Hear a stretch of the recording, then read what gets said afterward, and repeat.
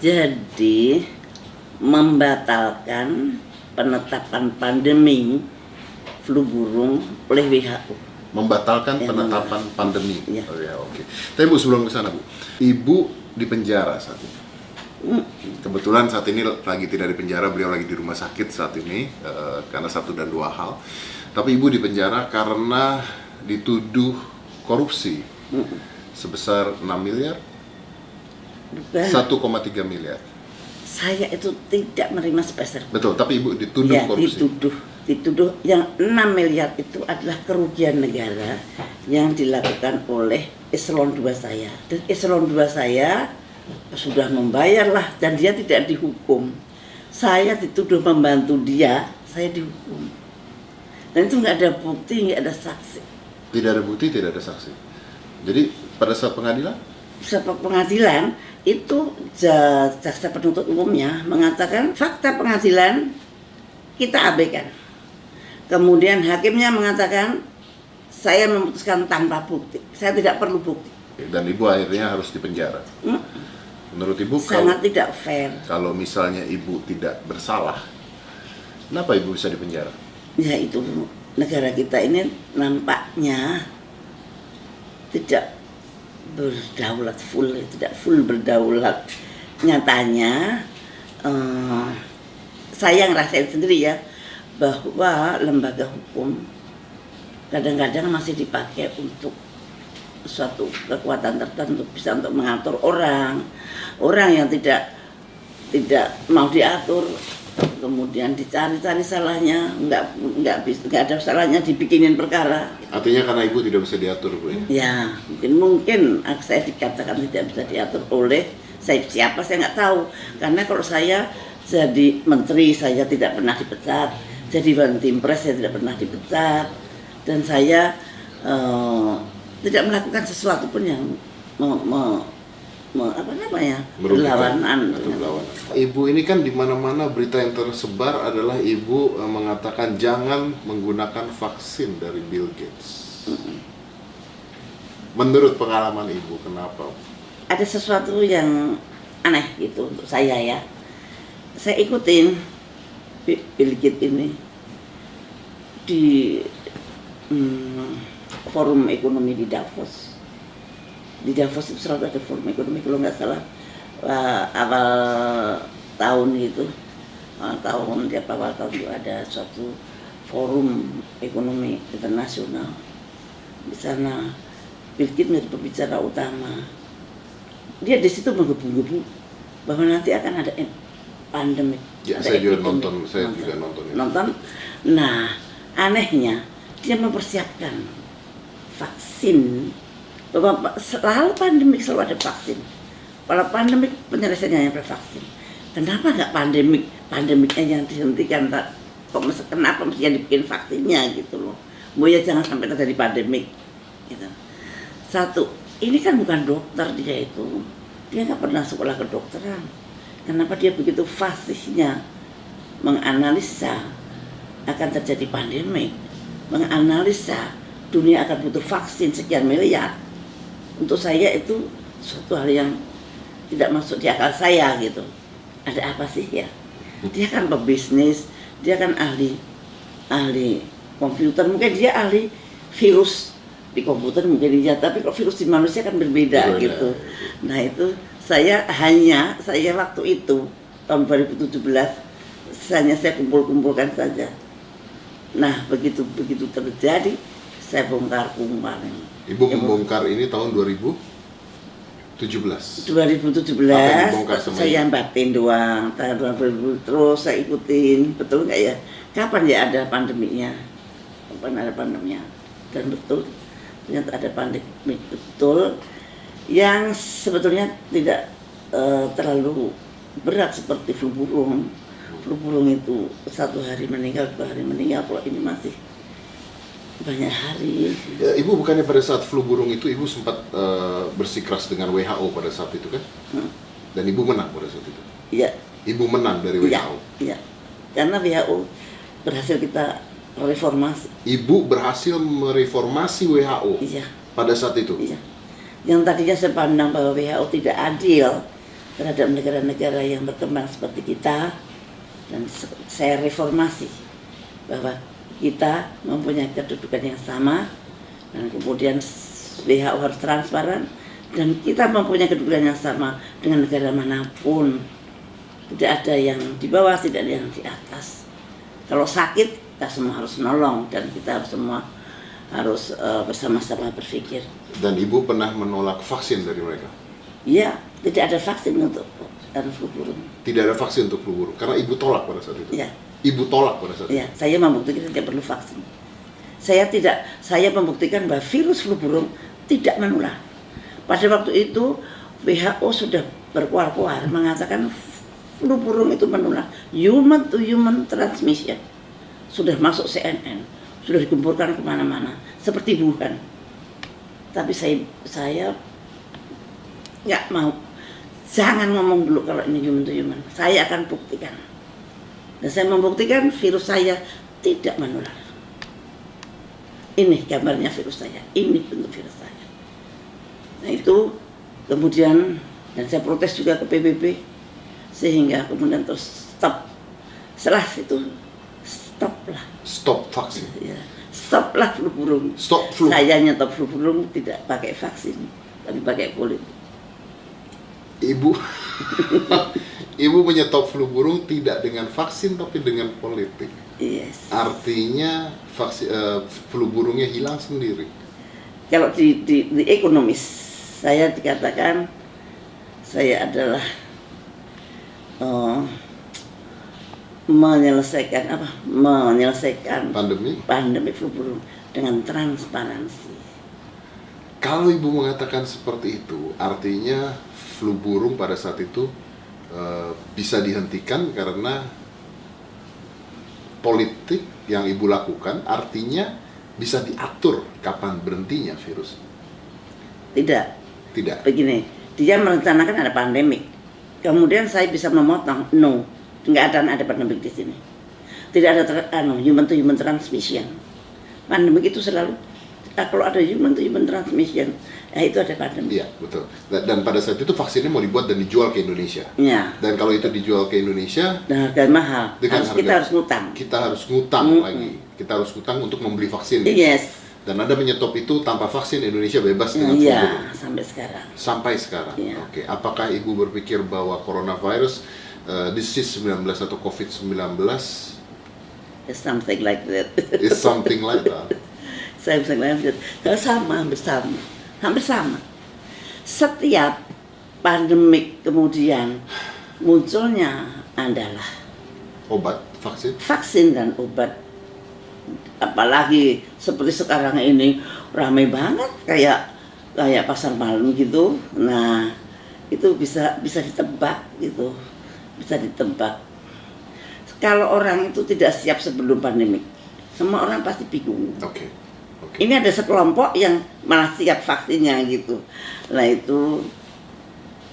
So you're talking about business. Ya, bisnis. Kalau pandemik itu munculnya adalah bisnis vaksin atau komersialisasi vaksin, maka bisa dipastikan akan terjadi pandemik yang akan datang. Hati-hati. Kalau ada komersialisasi vaksin diperjualbelikan, artinya virus diperjualbelikan, maka pasti si industrialis vaksin ini akan menyusun kekuatan baru untuk mengadakan pandemik berikutnya. Karena kalau pandemik panen. Dan nanti kan dia bikin pandemik terus loh. Ya. Ada keuntungannya sama seperti kalau perang, kan sebenarnya jual beli senjata dan sebagainya, makanya akhirnya jadi menurut Ibu bahwa ini adalah biowarfare? Ya, tapi saya tidak bisa membuktikan. Tidak bisa membuktikan. Ya. Apakah Ibu merasa bahwa virus ini dibuat oleh sekelompok tertentu? Mungkin saja. Mungkin saja.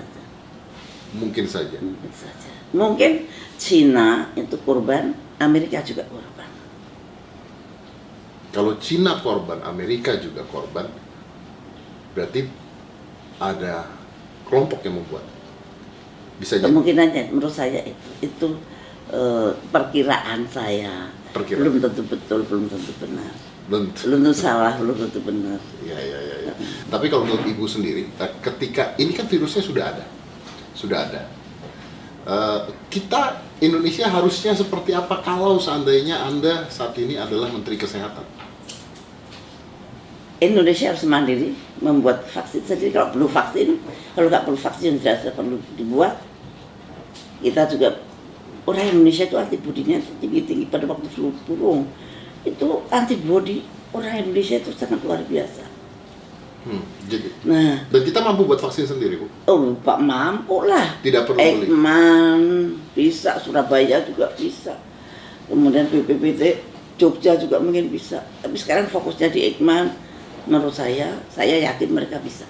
Ibu yakin kita mampu membuat Ya, vaksin mampu. sendiri.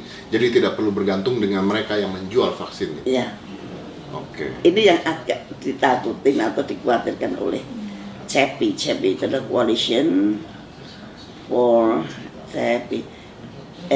Epidemic Preparedness Innovation. Ini yang bentuk juga Bill Gates. Jadi hampir semua lembaga yang akan membuat vaksin itu semua disupport oleh beliau. Nggak ada yang tidak di seluruh dunia ini. Di seluruh dunia. Nah, Di seluruh dunia, tempat-tempat pembuatan vaksin ini hampir oleh Bill Gates menurut Ibu. Iya. Jadi Ibu mencurigai bahwa ini adalah buatan dia. Saya tidak mencurigai, tapi orang bisa berpikir sendiri. Orang bisa berpikir, ngapain sih? Kalau Anda semua orang Anda support, bukan mesti maksudnya Anda supaya nurut ya sama kita gitu, atau at least menghormati yang Newport dong. Nggak, tadinya ada yang Newport, tiba-tiba dia dengan sangat dermawan dan beliau kan filantropis. Yang penting Indonesia harus mandiri, bisa bikin vaksin sendiri, bisa bikin rapid test sendiri, bisa bikin swab test sendiri, bisa bikin primer sendiri. Dan kita mampu. Mampu.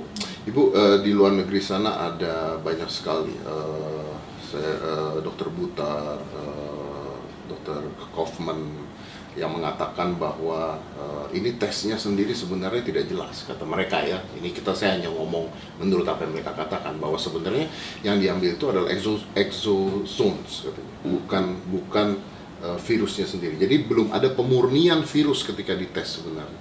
Jadi artinya mereka bertanya apakah virusnya ini benar-benar virus ada, atau tesnya sudah spesifik. Bahkan swab test pun dikatakan tidak spesifik kalau di luar, menurut beberapa orang dokter.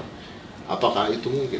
Jadi gini, pada waktu PCR itu kan ada primernya. Primer itu suatu parameter. Kalau di dalamnya ada plasmid, nanti kalau spesimen kita cocok dengan dia, nah berarti virusnya itu ada yang sesuai dengan plasmid. Betul. Tapi yang Nah, ini kita menarik. saat ini itu kita beli dari luar semua. Kita bisa beli dari Amerika. Waktu itu kan Menteri Kesehatan bilang, kita beli kok semua dari Amerika. Artinya membuat primer dari virus dari Amerika. Padahal virus yang di Indonesia berbeda dengan virus yang di Amerika. Artinya tes kita berdasarkan inang yang berasal dari Amerika. Tes, jadi tidak kompatibel, Tidak kompatibel dengan apa yang terjadi tidak di sini. cocok gitu. Makanya ada yang false Positif, ada false negatif. negatif. Meskipun itu PCR. Jadi, kalau PCR kuncinya ada di primernya. Primer itu ada plasmidnya. Plasmidnya berasal dari suatu virus. Nah kalau ini made in Amerika, ya mestinya Amerika kan pakai virus Amerika juga. Mana mungkin Amerika tidak cari virus kita, terus pakai virus negara tersebut. Terus dikirim ke kita untuk ngecek virus kita. Lah, virus dia kenal nggak dengan virus kita? Ada yang kenal, ada yang tidak. Itu tidak semua kenal dengan plasmidnya primer ini. Jadi artinya pengetesan kita masih tanda tanya. Ya kurang pas lah, kurang tepat lah. Tepatnya kalau pakai alat kita sendiri yang berbasis virus kita sendiri. Kita banyak ahli kita yang pinter-pinter. Cuman butuh political will, dana, Fokuskan sekarang dana untuk riset itu. Yang selama ini riset selalu mendapat dana yang kecil, kemudian mengharapkan bantuan dari asing. Bantuan dari asing itu menggetarkan, menggoyahkan hati dari persit-persit itu. Untuk nasionalismenya itu juga bisa bergoyang, karena mau yang perhatian malah orang asing, mengasih dana orang asing. Lama-lama dia lupa mana induknya, mana semangnya.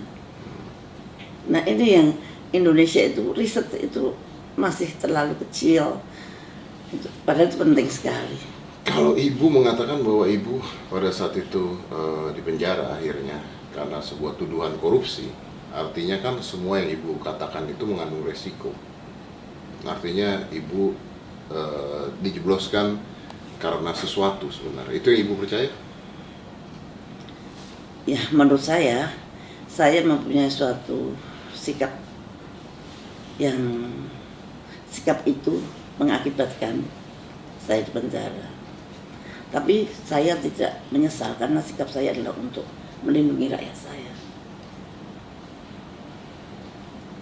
Saya berbuat itu adalah bukan untuk saya. Saya dapat apa? Karena aku nggak dapat apa-apa. Yang saya lakuin. Tapi saya yakin saya melindungi rakyat saya. Dan ternyata bukan Indonesia saja yang terlindung. Ternyata pandemi itu gagal. Satu dunia. 2006 ya. Kalau dihitung itu berapa ribu triliun. Yang Saya nggak bisa ngitung. Sekarang hitung aja dengan corona aja sekarang berapa ribu triliun kerugian seluruh dunia. Apalagi kalau flu. Lah, yang saya terkesan sampai sekarang, lawong tidak menular kok WHO berani bilang menular. Pada saat itu, dan ibu membongkar itu pada saat itu. Dan hasilnya menang kita. Dan karena saya membuktikan secara virologi. Ya. WHO mendiagnosis secara public health atau epidemiologi. Hasilnya menang kita. Ya. Tapi ibunya di penjara. Ironis ya. Ironis. Ya itulah dunia. Yang penting adalah niat kita, dan apa yang terjadi itu ya tidak pernah lepas dari kehendak Allah. Tapi kenapa ibu masih berani bicara sekarang? Karena saya baca di media-media ibu masih berani bicara tentang virus ini, ibu masih berani bicara tentang apa yang ibu lakukan. Bahkan saya ada media satu yang bicara tentang ibu dilindungi sniper, dulu tuh ada di media loh. Oh iya, saya nggak ngomong tentang itu. Yang saya omongin tentang ilmu yang orang banyak harus tahu. Jangan sampai rakyat ini nggak tahu sama sekali. Jadi saya hanya menyampaikan suatu ilmu pengetahuan, dan itu menurut saya wajib. Kalau saya tahu sesuatu yang tidak baik, saya diam saja. Padahal saya tahu, saya diam saja. Tapi kan ibu belajar Dosa. bahwa ketika ibu bicara pada saat itu, akhirnya menurut ibu, ibu dipenjara.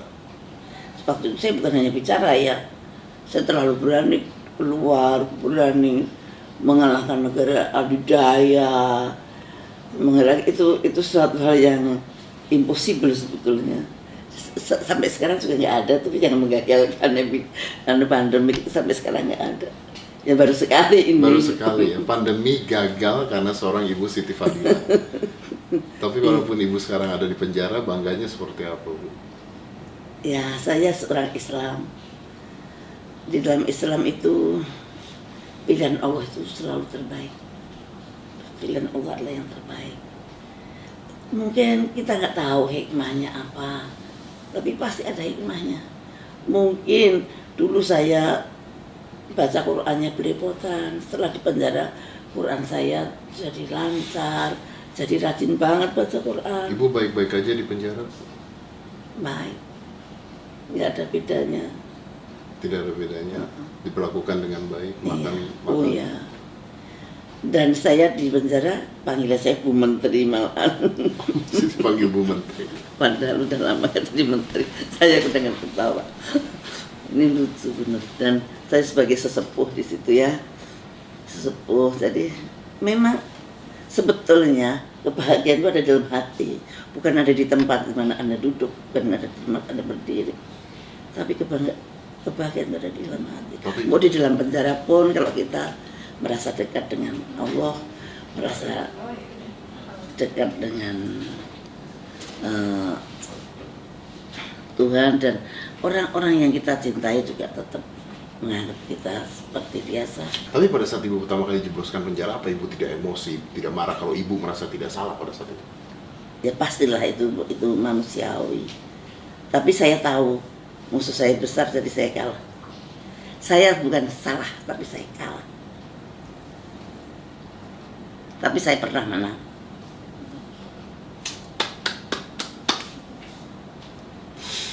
Kalau dulu saya dibilang Pak Karni Ilyas, saya pernah, waktu itu belum ada ILC, tapi dia wawancara begini, lebih baik jadi harimau satu hari daripada jadi kambing seumur hidup. Dan ibu pernah jadi harimau. Nah, sekarang jadi kambing apa? Sekarang ibu berapa lama lagi bu, kalau boleh tahu masa tahanan ibu berapa lama lagi? Nanti Oktober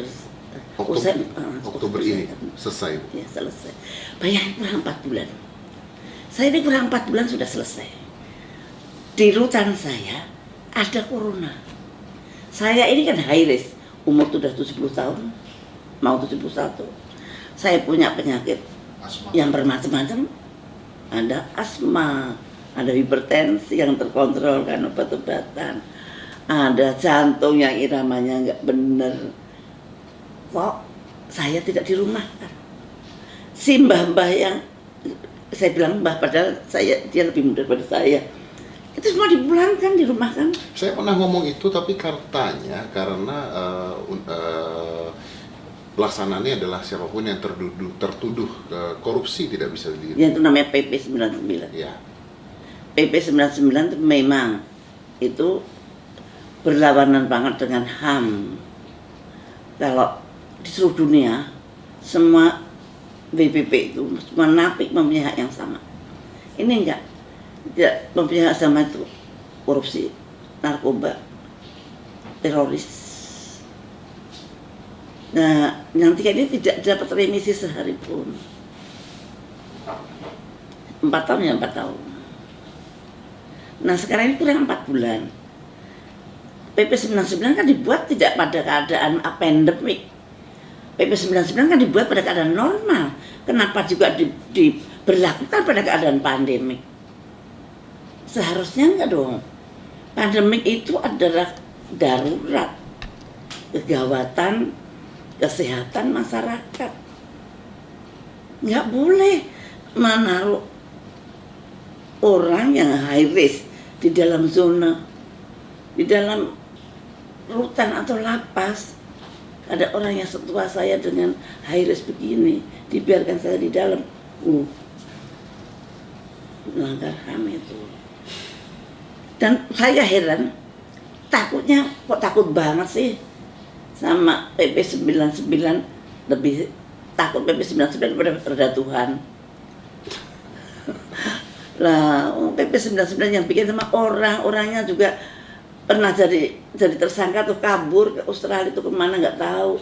Lah